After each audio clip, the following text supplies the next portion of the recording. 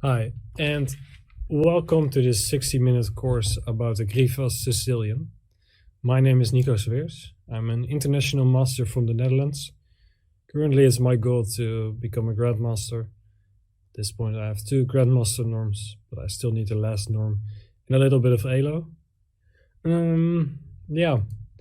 So far, I also played the Grivas in a couple of times. So I have some experience, and I really like the opening. So let's see how it starts.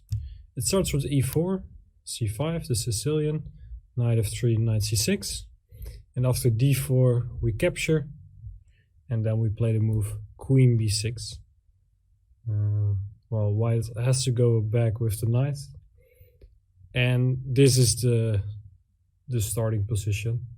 Well, black has a couple of moves. We are going to play knight f6, and then from here on we're going to see what white has in store. First of all, let's explain a couple of things about this queen b6 move. It has some plus sides, it also has some drawbacks. Yeah, for example, on the first side it looks like there are only plus sides because the knight goes back, and we all know knights are good in the center. But there's also one drawback with just hunting down the knight towards b3. And the reason for that is that in a lot of Sicilian, so for example the classical Sicilian, we used to take on d4 very often and then gain some time, for example, by playing a move like e5, attacking the knight, or not the knight, but for example the bishop who were captured.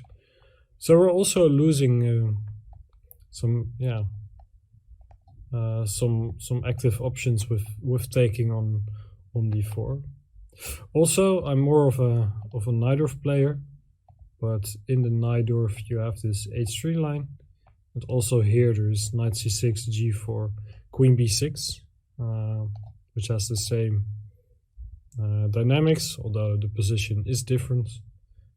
So if you would like to play the Grivas but also play the Najdorf, this can be an idea against the 6h3 line. But about this, I've once written an article for one of the New in Chess yearbooks. And yeah, since it has some similarities with the Grivas, I was just curious for both to figure out what the status is. Yeah, after knight f6, the main move is knight c3. Also, bishop d3 is a move which will be covered, but this is the main move. We play e6, and then white has basically 4 options, in my opinion. One is to immediately gain a tempo by playing bishop e3 and attacking the queen. Another one is waiting a bit with it and playing the developing move bishop d3. Another one which makes sense is a3 to get this square. And the last one is the one which Roland Prijses and I covered in our Open Sicilian repertoire series, and that's the move queen to e2. So we're going to start with bishop d6, and we see each other in the next chapter where I will explain how that's going.